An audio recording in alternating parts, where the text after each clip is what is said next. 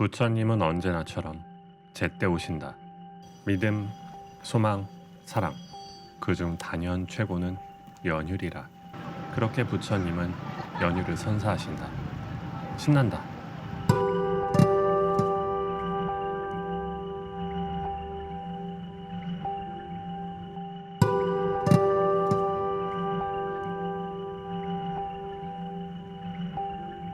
여기저기 연등이 걸리기 시작하면 부처님이 오시는구나 싶다. 그리고 이내 드는 생각은 정말 더워지겠구나. 시기를 생각하면 마치 여름을 알리는 것 같기도 하다.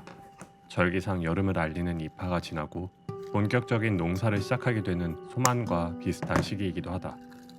그렇다. 본격적인 것이다. 본격적인 작업을 시작하기에 좋은 때다. 그동안 민기적거리던 시간에 대해 핑계를 대기에도 좋다. 나는 요즘 아름다움에 대해 자주 생각한다. 더 정확히 말하면 맥락 없는 아름다움에 대해 생각한다. 지금 우리는 다른 사람의 삶을 너무 쉽게 들여다볼 수 있다. 누군가의 집, 누군가의 옷, 누군가의 식탁, 누군가의 작업실, 누군가의 취향. 레퍼런스는 넘쳐나고 수많은 스크린샷과 저장 목록, 복사해서 붙여넣기는 놀라울 만큼 쉽다. 물론 좋은 레퍼런스는 필요하다. 나도 많이 본다. 아주 많이 본다. 아닌 척하지 않겠다. 레퍼런스를 안 본다고 하면 그건 허언증이지. 하지만 어느 순간부터 이런 생각이 들었다. 이게 정말 내 취향인가? 아니면 내가 자주 본 이미지의 평균값인가? 나는 정말 이게 좋아서 좋아하는 걸까? 아니면 사람들이 좋아한다고 하니까 좋아 보이는 걸까? 어떤 작업은 분명 아름다운데 이상하게 마음에 남지 않는다. 반짝이긴 하는데 오래가지 않는다. 눈은 잠깐 즐거운데 마음에 남진 않는다. 장식도 마찬가지다. 20세기 초 모더니즘 건축가인 아돌프 로스는 장식은 인간의 노동력과 자원을 낭비하는 범죄라고 주장하며 장식을 배격하는 기능주의를 주창했다. 현대에 들어서는 모더니즘의 차가운 기능주의에 반발하여 다시 장식과 의미, 개성을 부여하려는 포스트 모더니즘이 등장했다. 단순히 덧붙이는 장식을 넘어서 형태 자체가 하나의 예술적 장식이 되는 신장식주의 등의 형태로 재해석됐다. 이렇게 앞치락 뒤치락 하듯이 장식과 기능 사이를 오가며 문화는 발전해왔다. 장식은 때로 쓸데없어서 아름답고 쓸데없어 보이지만 사실은 인간이 자기 마음을 바깥으로 꺼내는 방식이기도 하다. 문제는 장식이 있느냐 없느냐가 아니다. 문제는 그 장식이 어디에서 왔느냐다.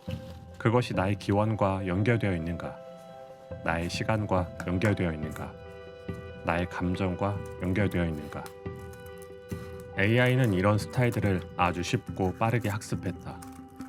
특히 이미지를 생성하는 데 있어서는 상상하기 어려운 조합들을 마구잡이로 만들어내기 시작했다. 바로크풍의 우주선, 로코코풍 운동화, 아르누보 스타일의 미래도시, 불교적 감수성의 사이버 정원. 상상하기 어려운 조합들이 너무 쉽게 만들어진다. 그래서 그게 정말 아름답냐고? 글쎄, 언뜻 보기에 상상하기 어려운 조합을 만들어내긴 한다. 하지만 어떤 감흥을 불러일으키지는 못한 것 같다. 왜일까? 나는 맥락이 없는 것에 쉽게 질린다. 맥락 없는 대화도 별로고 맥락 없는 행동도 별로고 맥락 없는 작업은 더 별로다. 물론 내 취향이 대단한 건 아니다. 나의 미감도 자주 오락가락한다. 어제는 좋았던 게 오늘은 갑자기 별로고 오늘은 또 이상하게 귀여워 보인다. 그래도 중요한 건 내가 왜 이걸 좋아하는지 자주 생각해보는 일이다. 내가 왜 이걸 싫어하는지, 왜 이런 형태에 끌리는지, 왜 이런 색 앞에서 멈칫하는지, 왜 이런 장식은 부담스럽고 왜 어떤 장식은 이상하게 위로가 되는지. 그렇다고 모든 것에 질문하는 물음표 살인마가 되자는 건 아니다. 너무 많은 생각은 가끔 발목을 잡는다. 그러니까 가볍게 자주 생각해보는 정도면 된다. 궁금하면 해보는 것. 맛없을까봐 점심 메뉴 앞에서 너무 전전긍긍하지 않는 것. 먹어보고 별로면 디저트로 입가심하면 된다. 한 끼 별로였다고 인생이 망하진 않는다. 취향도 그렇다. 해보지 않고는 모른다. 만들어보지 않고는 모른다. 실패해보지 않고는 모른다. 리뷰도 좋고 블로그도 좋고 인스타도 좋지만 그건 결국 다른 사람의 감각이다. 아직 안 해본 나는, 아직 안 먹어본 나는, 아직 모르는 사람이다. 어쩌면 믿음은 내 취향이 언제나 옳다고 확신하는 일이 아니라 내가 직접 해보고 느낀 감각을 조금씩 믿어보는 일인지도 모른다. 남의 감각을 빌리는 대신 아직 서툴어도 내 감각으로 돌아오는 일. 그게 지금 나에게 필요한 믿음일지도 모른다. 나는 한동안 내 입과 내 행동을 억압해왔다. 이런 말은 누군가에게 안 좋은 인상을 남길 수 있어. 완벽해지기 전까지 이런 작업은 보여주지 말아야지. 이런 생각은 하찮아 보일 수도 있어. 나를 막아왔던 관계를 끊고 다시 억압된 것을 불러올 때 나는 굉장히 예민해졌다. 프로이트는 익숙했던 것이 억압되었다가 다시 돌아올 때 그것이 낯선 공포처럼 느껴질 수 있다고 보았다. 무의식 속에 눌러둔 것들이 의식으로 올라오려 할 때 우리는 그것을 반갑게 맞이하기보다 불쾌하고 불안한 것으로 느낀다. 그래서 억압된 것은 종종 말끔한 고백이 아니라 예민함이나 피로, 이상한 반복, 설명하기 어려운 감정으로 돌아온다. 내가 예민해진 것도 아마 그래서였을지도 모른다. 그렇게 예민해진 시간을 지나면서 나는 이상하게도 다시 손을 움직이고 싶어졌다. 머리로는 정리되지 않는 것들이 손에서는 조금씩 정리되는 것 같았다. 그러니까 나에게 작업은 대단한 선언이라기보다 흩어진 나를 다시 데려오는 아주 작고 끈질긴 방식이다. 이번엔 연꽃의 형태를 만들어 보고 있다. 활짝 핀 꽃잎이 있고 가운데에는 연봉 매듭으로 엮은 끈이 묶여 있다. 연봉, 연꽃 봉오리, 아직 피지 않은 꽃. 이미 완성된 꽃이 아니라 막 피어나려는 상태.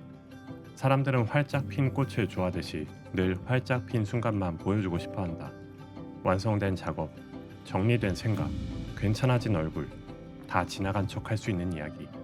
그런데 실제의 삶은 대부분 봉우리에 더 가깝다. 아직 덜 열렸고, 아직 말할 준비가 되지 않았고, 아직 자신도 무엇이 될지 모르는 상태. 우리는 대부분 그런 상태로 살아간다. 활짝 핀 척하면서 사실은 속으로 계속 피어나는 중이다. 연봉 매듭을 짓다 보면 이런 생각이 든다. 매듭은 무언가를 묶어두는 일이지만 동시에 무언가를 흩어지지 않게 지켜주는 일이기도 하다. 끊어지지 않도록, 잃어버리지 않도록, 너무 빨리 풀려버리지 않도록. 연꽃 봉오리를 닮은 매듭이라는 것도 그래서 좋다. 꽃이 피기 전에 시간을 묶어두는 것 같아서. 아직 열리지 않은 가능성을 조용히 품고 있는 것 같아서. 연꽃이 진흙 속에서 피어난다는 말은 아름다운 비유처럼 들리지만 사실 그 안에는 꽤 냉정한 진실이 있다. 깨달음은 깨끗한 곳에서만 오는 것이 아니다. 오히려 내가 피하고 싶어하는 것들, 부끄러웠던 순간들, 억울했던 일들, 오래 눌러둔 감정들, 내가 나답지 못하게 굴었던 시간들 속에서 온다. 물론 고난이 자동으로 사람을 성장시키는 것은 아니다. 고난은 그냥 고난이다. 아프고 짜증나고 피곤하고 가끔은 사람을 아주 못나게 만든다.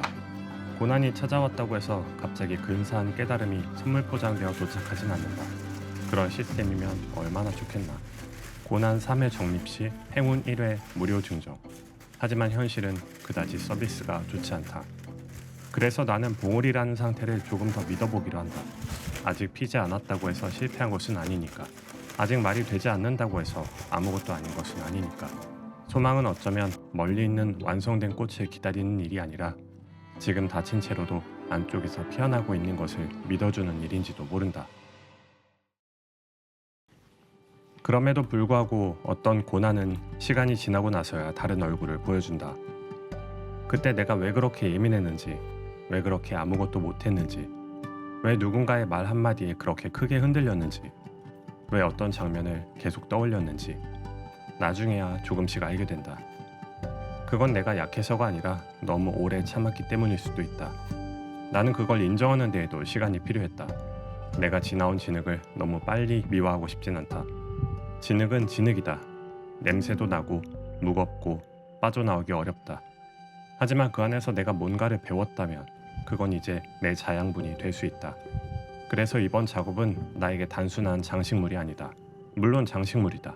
예쁘게 보이려고 만든 것도 맞다. 안 예쁘면 좀 곤란하다. 하지만 그 예쁨이 그냥 표면에서 끝나지 않았으면 한다. 빛이 꽃잎 사이로 새어나오고 연봉 매듭이 가운데에서 조용히 형태를 잡고 있고 바닥에는 12개의 술이 놓여있는 이 작은 물건 안에 내가 지나온 어떤 시간을 넣고 싶었다. 아직 다 피지 못한 나, 그래도 피어보겠다고 버티는 나. 진흙을 완전히 벗어나진 못했지만 그 안에서 조금씩 빛을 만들고 있는 나. 그런 것을 넣고 싶었다. 나는 요즘 다시 그런 생각을 한다. 완벽하게 괜찮아진 뒤에 시작하는 삶은 없다고. 다 정리된 뒤에 작업하는 사람도 없고, 다 치유된 뒤에 사랑하는 사람도 없고, 다 준비된 뒤에 자기 자신이 되는 사람도 없다. 우리는 대부분 덜 정리된 상태로 시작한다. 조금 찝찝하고 조금 불안하고 약간은 진흙이 묻은 채로 움직인다. 그러다가 어느 순간 문득 깨닫는다. 아, 나 지금 조금 피고 있구나. 아주 조금이지만 그래도 피고 있구나. 사랑은 지나온 진흙을 아름답게 포장하는 일이 아니라 그 진흙을 통과한 나를 너무 미워하지 않는 일에 가까운지도 모른다. 그때 나도, 지금의 나도, 아직 다 피지 못한 나도 조금 못나고 조금 예민하고 조금 늦더라도 결국 빛나는 쪽으로 가고 있는 나를 받아들이는 일. 5월이 되었다. 부처님이 오신다. 믿음과 소망과 사랑을 등에 업고 연휴를 보너스로 손에 든 채 옛다 하고 던져주러 오신다. 거리에는 연등이 걸리고 계절은 슬슬 더워지고 미뤄둔 일들은 더 이상 모른 척하기 어려워진다. 본격적인 작업을 시작하기에 좋은 때다. 본격적으로 나를 다시 밝혀보기에 좋은 때다. 그래서 나는 오늘 연꽃을 만든다. 진흙 속에서 올라온 꽃처럼, 아직 다 피지 않은 봉오리처럼, 묶였다가도 다시 열리는 매듭처럼, 조금 느리고 조금 서툴고 조금 뻔뻔하게, 그래도 결국 빛나는 쪽으로. 그리고 혹시나 이 모든 것이 너무 거창하게 들린다면 그냥 이렇게 말해도 좋겠다. 부처님 오신다. 연휴다. 신난다.